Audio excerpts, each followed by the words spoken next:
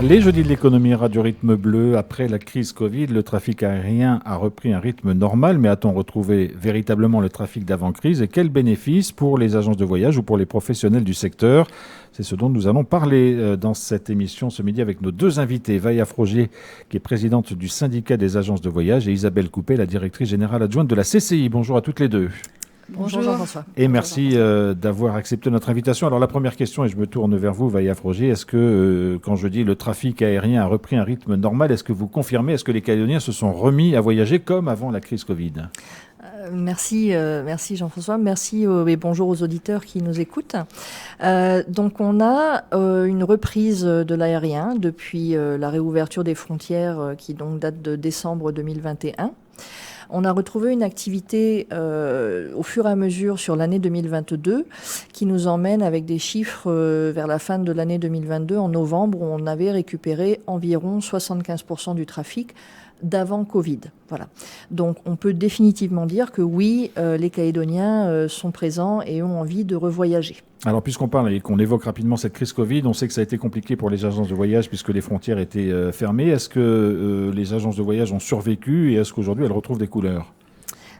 Alors, on a effectivement traversé 2 années de crise Covid qui ont été inédites et on espère que ça se repassera plus jamais. On a été à l'arrêt pendant presque 2 ans. On en profite une nouvelle fois pour remercier les institutions qui nous ont soutenus, notamment au travers du chômage Covid, au travers des aides à nos agences, sans lesquelles, très clairement, on n'aurait pas pu survivre. C'était pas possible. Donc, on a retrouvé une activité. Cependant, il a fallu alléger les agences durant la crise Covid, laisser partir une partie de nos équipes et donc des compétences, du savoir-faire, puisqu'on ne pouvait pas garder tout le monde et protéger tout le monde pendant la crise. Ce qui fait qu'on a réouvert les 8 agences de voyage en Nouvelle-Calédonie, avec environ la moitié des équipes qu'on avait avant le Covid. Donc ça se traduit dans les faits aujourd'hui par une charge de travail qui est excessivement conséquente puisque les Calédoniens ont définitivement envie de voyager. Et malheureusement, en face, en agence, on a des difficultés à recruter les compétences qui sont nécessaires dans nos agences. Donc, si vous me le permettez, Jean-François, je profite de votre antenne. Oui, vous lancez un appel en quelque sorte, j'ai bien compris. Oui, pour passer un avis de recrutement. On est plusieurs agences à souhaiter recruter des agents de voyage, confirmés ou pas. On a un logiciel. Vous êtes prêt à former ? On est dans la mesure du possible, c'est-à-dire qu'aujourd'hui on est tellement peu en agence de voyage qu'on a des difficultés à former, ce qui n'était pas le cas avant, c'est-à-dire qu'on prenait des gens qui ne connaissaient pas notre métier et on les formait directement en agence. Aujourd'hui c'est plus compliqué parce que on travaille déjà à flux tendu, donc pour former des gens en même temps qu'on travaille, c'est un tout petit peu compliqué, mais on s'y évertue. En revanche, s'il y a des gens qui sont sur le territoire qui maîtrisent notre logiciel Amadeus et qui veulent bosser en agence de voyage, et ben le message est très clair, on a du boulot. Voilà, on a du boulot parce que le trafic aérien reprend et que c'est évidemment une bonne nouvelle. Alors, je me tourne maintenant vers Isabelle Coupet, qui est la directrice générale adjointe de la CCI. On rappelle quel est le rôle de la CCI sur la plateforme aéroportuaire de la Tontouta notamment, puisqu'on parle trafic aérien international principalement. Alors tout à fait, on est gestionnaire de l'aéroport et ce depuis 1968, donc ça fait un petit moment. Et donc effectivement, on peut constater également, à l'instar de tous les acteurs du trafic aérien, à la fois la baisse inédite qu'on a subie pendant 2 ans, moins de 10% d'activité pendant quasiment 20 mois, donc à l'arrêt, et puis cette reprise qui se profile et qui est qui s'est vraiment matérialisée en fin d'année dernière. Moi, si je peux me permettre aussi d'aller dans le sens de ce qui vient d'être dit, une crise d'ampleur inédite, des activités à l'arrêt. Au niveau de l'aéroport, ça s'est traduit par également des plans de départ volontaires, des pertes de compétences aussi. Et la CCI, finalement, en tant que gestionnaire, elle a fait à la fois protéger son outil de travail, puisque c'est quand même un outil de travail aussi au service des Calédoniens, bien sûr, et puis protéger aussi, dans la mesure du possible, accompagner les acteurs en fait qui travaillent sur la plateforme, les commerçants, les usagers de la plateforme, en accompagnant avec des dispositifs d'aide à notre niveau, notamment en pouvant agir sur les coûts de l'aéroport pour accompagner les acteurs pendant ce secteur-là. Alors comment se réenclenche justement toute cette activité maintenant que le transport aérien a repris? On a vu que le nouveau programme des vols était quasiment effectif. Il va y avoir des rotations sur Singapour, sur Tokyo. Ça continue bien évidemment avec les pays de la région. Comment ça se manifeste concrètement et économiquement pour la plateforme aéroportuaire? Alors, c'est une vraie bouffée d'oxygène, hein, c'est sûr. Depuis le début de l'année 2022, on a vu revenir progressivement les rotations et les vols avec une accélération très forte en milieu d'année, avec la réouverture effectivement de tout le régional et le retour des compagnies régionales, l'ouverture de Singapour. Ça se traduit par effectivement ce trafic qui revient. Alors, pour l'aéroport, ça se traduit effectivement par un retour du chiffre d'affaires et donc ça nous permet aussi, nous, d'essayer de revenir à un niveau d'activité nominal et de pouvoir de nouveau envisager de développer les services pour les passagers. Alors, pour ceux qui ont voyagé peut-être récemment, vous avez pu voir que typiquement à l'arrivée à l'aéroport, on a de nouveau un commerce qui offre les fleurs qui permettent d'accueillir les touristes. Donc ça, c'est des petits côtés sympas. Et on a pu aussi maintenant réenclencher un certain nombre d'améliorations qui étaient plus possibles pendant la crise parce qu'on était en mode survie, mais pour améliorer, je dirais, l'expérience passager, comme on dit, que ce soit par exemple dans les files d'attente quand on va se faire inspecter, où on sait, il faut enlever les sacs, vider, etc. Donc on a fait des aménagements pour faciliter cela. Et puis on s'est attaché à remettre, je dirais, tous les niveaux de service le plus possible au niveau de l'aéroport. Mais tout n'est pas encore parfait, on s'y attache. Ouais. On y reviendra peut-être après pour voir un peu comment la suite va être évoquée. Alors vous le disiez, Vaïa Froger, les Calédoniens retrouvent le goût du voyage et l'envie de voyager. On sait que parfois les prix des billets c'est difficile, hein. Certains trouvent ça un peu cher. Alors la question que je voulais vous poser, c'est vous, agence de voyage, comment vous vivez par rapport à ça? Parce que est-ce que les billets que vous vendez sont plus chers que ceux qu'on achète directement chez l'opérateur international local ou est-ce que c'est des prix différents? Alors, je vais répondre en deux parties à votre question. Tout d'abord, la première question, qu'est-ce qu'une agence de voyage et comment on se rémunère? Il faut bien faire la différence entre une agence de voyage et une agence de tourisme. Une agence de voyage va vous faire partir à l'étranger, c'est exact, va vous faire sortir de Nouvelle-Calédonie. Une agence de tourisme va recevoir les touristes étrangers ou va vous faire voyager en Nouvelle-Calédonie. Donc on est vraiment deux métiers complètement différents, complètement séparés. Donc parlons des agences de voyage. En agence de voyage, comment sommes-nous rémunérés ? Une agence de voyage, j'ai envie de faire une comparaison avec votre plombier ou votre électricien, par exemple. Nous sommes un prestataire de service. Nous vendons du service. Admettons qu'il y a un équipement chez vous qui est cassé. Vous allez faire appel à votre électricien. Il va venir avec la pièce qu'il faut. Il va dépanner. Il va vous facturer la pièce, le déplacement et la main-d'œuvre. Ou vous avez le choix, Jean-François, d'aller au magasin vous-même, d'acheter cette pièce et faire votre réparation. Eh bien, les agences de voyage, ça fonctionne exactement de la même façon. C'est-à-dire que vous pouvez aller sur Internet, acheter ce que vous voulez au tarif qui y sera présenté, ce qui n'est pas forcément toujours le meilleur tarif. Et ce qui n'est pas sans risque non plus. Et ce qui n'est pas sans risque, on en parlera. Ou alors, vous pouvez faire le choix de venir en agence de voyage et on va vous proposer exactement la même chose. Tout ce que vous pouvez voir sur Internet, on l'a en agence de voyage, mais avec la sécurité d'avoir un professionnel en face de vous qui va effectivement vous facturer des frais de service, puisque nous sommes des prestataires de services. Donc voilà la façon dont on est rémunéré. Les frais de service sont affichés dans les agences et sont à des coûts tout à fait raisonnables, c'est-à-dire qu'on a des frais de service qui peuvent aller de 1000 francs plus TGC pour aller au Vanuatu, qui vont être éventuellement de 3000 francs plus TGC, puisque nous sommes soumis à TGC, je rappelle, pour aller en Australie ou en Nouvelle-Zélande. Donc, ces frais de service sont justifiés par le fait qu'en face de vous, vous avez un professionnel qui est formé et qui va prendre la responsabilité d'émettre votre billet d'avion. Donc s'il y a un problème avec le billet d'avion, c'est bien l'agence de voyage qui va devoir le gérer. Je rappelle aussi qu'en compagnie aérienne, par exemple, vous allez dans une agence de la place, on ne va pas citer de compagnie en particulier, mais les compagnies aériennes prennent aussi des frais de dossier. La seule et unique fois où vous n'avez pas de frais de dossier, c'est quand vous allez faire tout seul sur Internet, j'ai envie de vous dire, à vos risques et périls. Oui, parce que les risques et périls, c'est aussi qu'il y a parfois des avions annulés, des changements de programme, etc.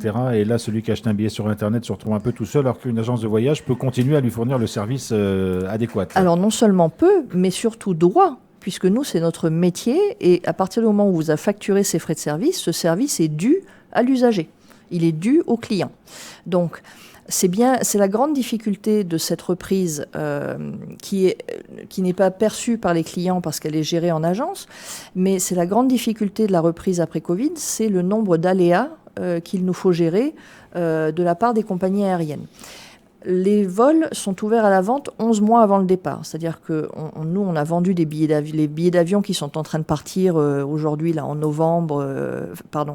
mars-avril. C'est pour novembre-décembre. Voilà, absolument. On est déjà en train de vendre les billets d'avion qui vont rentrer en Calédonie en février 2024. Entre aujourd'hui et février 2024, il va se passer beaucoup de choses, il va se passer beaucoup de temps, et les compagnies aériennes ont tout à fait la possibilité de modifier leur programme de vol. Donc ça, nous, c'est ce que nous allons devoir traiter. On en a d'ailleurs un certain nombre qui sont arrivés dans la nuit, et on sait que le programme de vol, notamment sur Tokyo et sur Singapour, va évoluer sur le mois de décembre, janvier, février. Donc, lorsque vous êtes passé en agence de voyage, effectivement, c'est votre agence de voyage qui va traiter cet aléa et qui va vous renvoyer le nouveau billet d'avion, ce qui engendre chez nous une somme de travail conséquente. Et donc voilà, c'est la situation à laquelle on doit faire face aujourd'hui. Et effectivement, Jean-François, si vous avez pris votre billet d'avion sur Internet, eh ben vous faites tout seul sur Internet. Alors Isabelle Coupet, c'est important cette reprise du trafic aérien parce que plus il y a de billets vendus et mieux c'est évidemment pour la plateforme aéroportuaire, parce qu'on ne va pas rentrer dans le détail, mais on sait qu'il y a des taxes qui sont reversées à la CCI pour la gestion de l'aéroport. Alors vous le disiez tout à l'heure, il y a encore un certain nombre de services qu'il faut redémarrer. Quels sont les projets que vous avez et quelles sont les possibilités qui s'ouvrent à vous avec cette reprise du trafic? Alors tout à fait, l'aéroport en fait répercute ce qu'on appelle des redevances sur les usagers en fait de l'aéroport. Alors un usager, c'est un passager qui utilise effectivement des infrastructures, et puis ça va être des compagnies aériennes et ça va être des commerces. Et effectivement, nous, l'aéroport se finance. L'aéroport, c'est beaucoup de charges fixes en mettant en face des charges finalement des redevances payées par ceux qui utilisent les infrastructures. Pendant le Covid, effectivement, on a mis en sommeil, on l'a évoqué.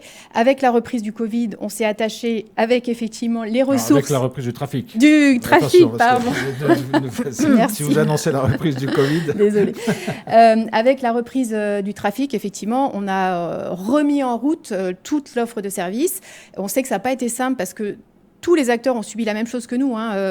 Nous, je regarde Vaillaf Roger, mais des pertes de compétences et donc une capacité limitée finalement à faire face à cette reprise. Donc, par exemple, quand il s'agit de réouvrir des commerces, des snacks, du duty-free, eh bien, il faut remettre la machine en route. Et par exemple, sur le volet commercial, on a pu constater, par exemple, que certains rayons de commerce étaient finalement insuffisamment approvisionné, mais en fait, il faut considérer que c'est toute la chaîne logistique mondiale, quelque part, qui s'est remise en route courant 2022. Donc, nous, en fait, notre rôle, c'est d'accompagner tous nos usagers pour retrouver pleine capacité.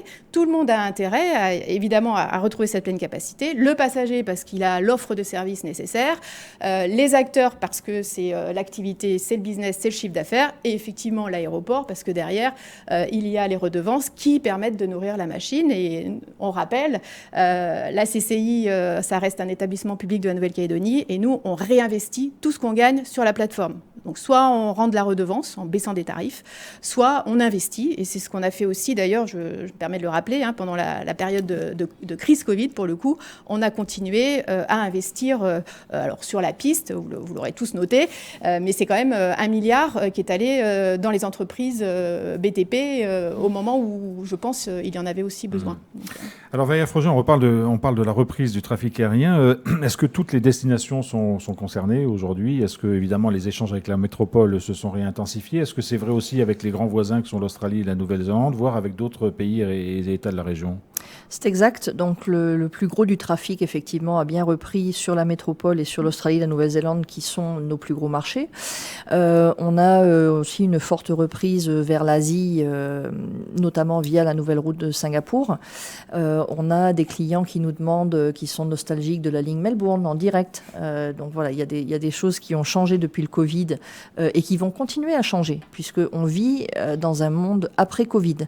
On invite systématiquement tous nos clients à se tenir informés via la plateforme diplomatie.gouv.fr, à vérifier les informations sur le pays dans lequel ils se rendent. Pourquoi ? Parce que il y a eu des reprises Covid par-ci, par-là, dans certains pays.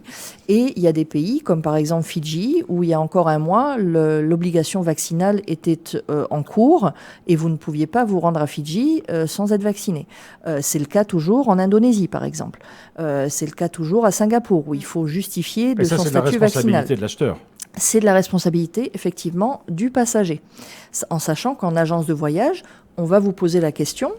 Cependant, entre le jour où vous achetez votre billet d'avion et le jour de votre départ, ça peut changer. Ou qui peut être dans 6 mois, 8 mois, le statut du pays ou les règles du pays peuvent avoir évolué. Et c'est pour ça qu'il faut vous tenir informé, que le passager doit se tenir informé des conditions du pays dans lequel il se rend.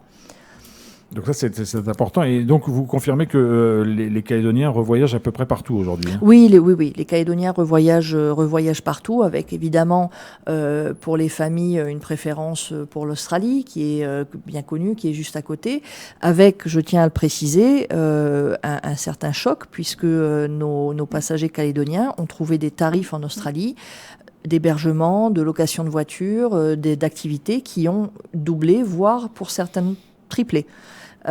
Donc ça, c'est aussi à prendre en compte, c'est-à-dire qu'on a des clients, on a des Calédoniens qui ont très très envie de voyager, mais qui pour certains ont oublié qu'on a traversé un épisode extrêmement traumatisant et dramatique, c'est-à-dire que nous, on a perdu la moitié de nos équipes. Et ben, dans les grands pays, en Australie, en Nouvelle-Zélande, en Europe, c'est exactement la même chose. Ils ont aussi dû affronter ces pertes de compétences, ces pertes de capacité à pouvoir travailler, et ce qui explique que oui, les tarifs ont augmenté. Ça, nous, on le sait puisque tous les jours, on les pratique, mais il faut bien que les Calédoniens aient conscience qu'on vit et on voyage dans un monde après Covid. Isabelle Coupet, vous l'avez évoqué, vous aussi tout à l'heure, après, avec la crise Covid, la perte de compétences de certains des prestataires de l'aéroport. Est-ce que la CCI les accompagne ou est-ce que chaque structure est livrée elle-même ? Enfin voilà, est-ce qu'il y a un travail en commun qui est mené ? Alors, on travaille en commun. Encore une fois, l'intérêt de tous, c'est que chacun retrouve une activité la plus importante possible. La CCI, elle intervient, alors cette fois-ci peut-être avec la casquette accompagnement des entreprises, bien sûr, pour accompagner à la reprise d'activité. Quand il y a des difficultés économiques, nos conseillers sont là aussi pour ça. Y compris pour les prestataires de l'aéroport, bien évidemment. Bien sûr, et d'ailleurs, pendant la crise, encore une fois, nous avions orienté de manière proactive les usagers de la plateforme qui se trouvaient en grande difficulté, certains dans le secteur du transport, les commerces, etc., justement vers la CCI pour essayer de travailler sur des business plans, aller chercher les aides à l'époque. Le gros enjeu, c'était de permettre aux entreprises de pouvoir bénéficier effectivement de tout ce qui a pu être mis en place par les institutions pour accompagner cette crise. Et donc oui, on a fait en sorte de faciliter ces démarches qui ne sont pas évidentes pour nos acteurs économiques, tout à fait. Je profite de votre présence pour revenir sur un sujet qu'on a déjà évoqué, parce que c'est un projet de la CCI de rénover une fresque qui était à l'aéroport avant sa rénovation, que les Calédoniens connaissent bien. Alors si j'ai bien compris, vous avez postulé un concours national parce que ça nécessite un peu d'argent pour restaurer une fresque. Et le projet calédonien était en concurrence avec un projet polynésien. Et l'un des deux devait être choisi. Et le vote se faisait par Internet. Où en êtes-vous ? Alors, tout à fait. Eh bien, oui, il y avait jusqu'au 21 mars précisément pour voter. Et nous avions 2 projets concurrents en lice. Cette fameuse fresque, alors affichée dans la salle d'embarquement, on le rappelle, pendant plus de 35 ans. Certains s'en souviennent encore. Beaucoup s'en souviennent. Donc, le rêve d'Icare, qui est une peinture assez gigantesque et qui était effectivement en concurrence avec une statue en Polynésie. Eh bien, j'ai le plaisir, tant pis, un peu en avance de phase, de vous annoncer que nous avons donc remporté à la majorité des suffrages sur ce concours. Donc on a effectivement cette très très bonne surprise de pouvoir, en tout cas surprise nouvelle, de pouvoir bénéficier de financements qui vont nous aider à restaurer cette fresque, de pouvoir justement la rendre entre guillemets aux Calédoniens. C'est un projet qui nous tient à cœur parce que quelque part ça valorise le patrimoine de l'aéroport. Donc on l'a rappelé, CCI est sur l'aéroport depuis 1968. Donc ça fait beaucoup de voyageurs qui sont passer par ces salles, par ces infrastructures. Et d'une manière générale, pour nous, l'aéroport, c'est un lieu de vie des Calédoniens. On sait que c'est un espace particulier, c'est la connexion avec justement le monde extérieur. Et c'est un pôle économique important. Et on veut faire en sorte de valoriser à la fois son potentiel économique, mais aussi son patrimoine finalement. Donc on reverra bientôt cette fresque. Vous n'allez pas me donner de date, mais c'est prévu pour 2024. Allez. Tout à fait. Et je précise que la restauration, elle sera faite aussi par les entreprises calédoniennes, donc des artistes ou des artisans calédoniens. Donc ça, c'est notre logique, effectivement, de nourrir le tissu économique aussi. Félicitations.